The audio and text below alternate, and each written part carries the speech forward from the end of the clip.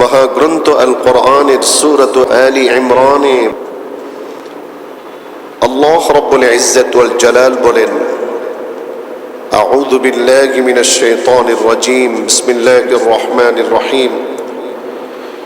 ইন্না আউওয়ালা বাইতিন ওয়াদিআ লিন-নাসি লাল্লাযী বিবাক্কাতা মুবারাকান ওয়া হুদাল লিল-আলামিন। আল্লাহ তাআলা এই আয়াতে বললেন, নিঃসন্দেহে সর্বপ্রথম ঘর মানুষের জন্য আল্লাহ তাআলা তার আবিষ্কার করলেন, যেটি অবস্থিত বিবাক্কা, বাক্যেই অবস্থিত। বাক্কা একটি ঐতিহাসিক শব্দ, যার অপর আরেকটি নাম হচ্ছে মক্কা। তৎকালীন জামানায় আরবিকদের পরিভাষায় মক্কাকে বাক্কাও বলা হতো, এবং অভিধান খুললে পাওয়া যায় বাক্কা শব্দের মধ্যেও অনেক চমৎকার অর্থ বহন করে। কিন্তু বর্তমান পৃথিবীর মানুষের কাছে মক্কা শব্দটি প্রসিদ্ধ, সুপরিচিত। মক্কায় যে ঘরটি আছে সেই ঘরটি হচ্ছে মূলত দুই গুণে গুণান্বিত। আল্লাহ রাব্বুল ইজ্জত ওয়াল জালাল যে ঘরের কথা বললেন, এই ঘরকে আমরা চিনি বাইতুল্লাহ বলে, আল্লাহর ঘর বলা হয়। আমরা বলছি এটা আল্লাহর ঘর, আল্লাহ বলছেন হ্যাঁ এটা আমার ঘর, কিন্তু এটি আমি বানিয়েছি মানুষের দুনিয়া ও আখিরাতের সফলতার মূল কেন্দ্র হিসেবে। সুবহানাল্লাহ। বরকতময় একটি ঘর কাবা শরীফ, বাইতুল্লাহ। এই বরকত যদি আমরা পেয়ে যাই তাহলে দুনিয়া হয়ে যাবে আমাদের ধন্য। সুবহানাল্লাহ। কারণ আখিরাতে কোনো মানুষের বরকতের প্রয়োজন হবে না, বরকতের প্রয়োজন হলো দুনিয়াতে। বরকতের অনেক বড় লম্বা এক বিশ্লেষণ আছে, কিন্তু সেটি বলা মাকসাদ নয়। বলা মাকসাদ হচ্ছে বাইতুল্লাহ নামক যে একটি ঘর বাক্যেই অবস্থিত করেছেন আল্লাহ, সেই ঘরটি বরকতময় ঘর। আর সেই বরকত মানুষের ইহ জীবনে, দুনিয়াবী জীবনের প্রতিটা মুহূর্তে বরকতের দরকার। সুতরাং এই আয়াত থেকে আমরা একটা ফতোয়া গ্রহণ করতে পারি, যদি আমাদের জীবনে বরকতের প্রয়োজন হয় তাহলে বরকতের জন্য আমাদেরকে যেই দরবারের অনুসারী হতে হবে, যেই দরবার আমাদেরকে ভ্রমণ করতে হবে, সেই দরবারের নাম হচ্ছে বাইতুল্লাহ। সুবহানাল্লাহ। কিন্তু বাইতুল্লাহর দরবারকে বাদ দিয়ে যারা খাজা বাবার দরবারে দৌড়ায়, যারা মাইজ ভান্ডারের দরবারে দৌড়ায়, যারা আট্রসির দরবারে দৌড়ায়, যারা দেওয়ানবাগ, রাজারবাগ, আরো কত ধরনের শিরক এবং বিদআত কুফরে লিপ্ত আছে, এমন দরবারে যারা ভিড় জমায়, আমি বলবো তারা হলো মূর্খ, জাহেল, অজ্ঞ। তারা জীবনের ক্ষতি করে বেড়াচ্ছে শিরক এবং কুফর দিয়ে, ঈমানকে নষ্ট করছে।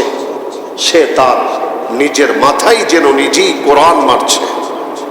এজন্যে আমাদেরকে জানতে হবে আমাদের জন্য বরকতময় যে দরবার রয়েছে সেই দরবারের নাম হচ্ছে বাইতুল্লাহ, কাবা। নম্বর 2, ওয়াহুদাল লিল আলামিন, বাক্যেই অবস্থিত, মক্কায় অবস্থিত বাইতুল্লাহ আল্লাহ তাআলা রেখেছেন হিদায়াত। সেই হিদায়াতের সীমানা কতটুকু, পরিমাণ কতটুকু, পাওয়ার কতটুকু? হিদায়াতের পাওয়ার হলো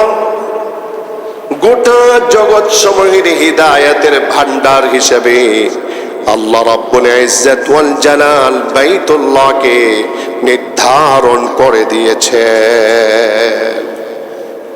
বাইতুল্লাহকে আল্লাহ তাআলা গোটা জগৎ সমূহের বরকতের ভান্ডার হিসেবে আল্লাহ পাক তার এক সিফাত হিসেবে বরকতের এক ভান্ডার হিসেবে বাইতুল্লাহকে আল্লাহ পাক মানুষের সামনে প্রকাশ করছেন, পরিচয় প্রদান করছেন যে তোমরা যদি হিদায়াত চাও তাহলে হিদায়াতের ভান্ডার হচ্ছে বাইতুল্লাহ। সুবহানাল্লাহ। হিদায়াত প্রাপ্ত মানুষটি জুলুম, অত্যাচার, চুরি, ডাকাতি, ছিনতাই, ফিতনা, ফাসাদ, অরাজকতার মাধ্যমে জনগণের কোনো ক্ষতি করবে না, বরং ওই হিদায়াত প্রাপ্ত মানুষটি সে নিজে জান্নাতি হয়ে যাবে এবং তার সংস্পর্শে, তার মন্ত্রিত্বে, তার সেক্রেটারিয়েটে, তার মালিকানাধীন, তার সংস্পর্শে অসংখ্য মানুষ জান্নাতের পথ পর্যন্ত দেখতে পারে। হিদায়াত এটা বড় জরুরি এক সাবজেক্ট, এক গুরুত্বপূর্ণ সিফাত, গুণ। আল্লাহর পক্ষ থেকে হিদায়াত প্রাপ্ত যে হতে পেরেছে সে আখিরাতের প্রতিটা ঘাটে নবীজিকে পেয়ে যাবে, নবীজির শাফাআতকে পেয়ে যাবে, কোরআনের শাফাআতকে পেয়ে যাবে, আল্লাহ পাকের সহযোগিতা পেয়ে যাবে, এমনকি শেষ পর্যন্ত বিনা হিসাব জান্নাতের মালিক হয়ে যাবে। সুবহানাল্লাহ। তাহলে এক কথাই মক্কা কিংবা মক্কায় অবস্থিত যে ঘরটি আছে সেটি হলো বাইতুল্লাহ। এই বাইতুল্লাহর দুইটি গুণ, একটি হচ্ছে বরকতময় ঘর, আরেকটি হচ্ছে হিদায়াতের ঘর।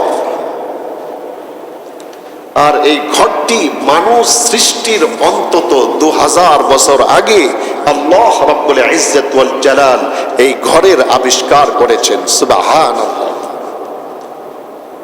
আমাদের বাবা আদম আলাইহিস সালামকে সৃষ্টি করার অন্তত 2000 বছর আগে যেই ঘরের আবিষ্কার, যেই ঘরের নির্মাণ, যেই ঘরের প্রতিষ্ঠা, যেই ঘরের স্থাপনা, সেটি হলো অন্তত 2000 বছর আগে। আর সেই ঘরকে আল্লাহ পাক সাজালেন বরকত দিয়ে এবং হিদায়াত দিয়ে। এই বরকতের ব্যাখ্যা, হিদায়াতের ব্যাখ্যা আমরা দেখতে পাবো যখন বাইতুল্লাহ জিয়ারত করার জন্য, তওয়াফ করার জন্য, প্রদক্ষিণ করার জন্য আমরা যখন যাব, তখনই আমরা বাস্তবে দেখতে পাবো আল্লাহ পাক সত্যি সত্যি সেখানে অসংখ্য বরকত রেখেছেন, অসংখ্য হিদায়াতের নিদর্শন সেখানে আল্লাহ পাক সাজিয়ে রেখেছেন। সুবহানাল্লাহ। আল্লাহ তাআলা বলেন, ফীহি আয়াতুম বাইয়িনাত। সেই ঘরে বাক্যায় মক্কায় অসংখ্য নিদর্শন আল্লাহ পাক রেখে দিলেন। মাকাম ইব্রাহিম এটা একটা নিদর্শন, আবে জামজাম এটা একটা নিদর্শন, সাফা এবং মারওয়া আরেকটি নিদর্শন, মুজদালিফা আরেকটি নিদর্শন, আরাফা আরেকটি নিদর্শন, মিনা আরেকটি নিদর্শন, জামারাত এটাও আবার আরেক নিদর্শন। আবার সেখানে রয়েছে আবে জামজাম, এটা আরেকটা নিদর্শন। সেই মক্কায় রয়েছে, সেই মক্কায় রয়েছে হজরে আসওয়াদ। যে হজরে আসওয়াদ হলো সেখানকার অন্যতম এক নিদর্শন।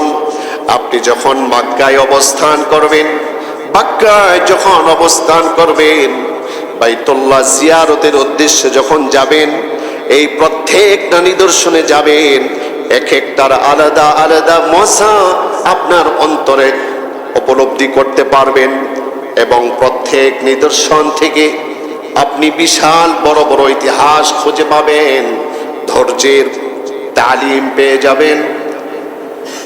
জিহাদের তালিম পেয়ে যাবেন, পরিবার পরিচালনার তালিম পেয়ে যাবেন।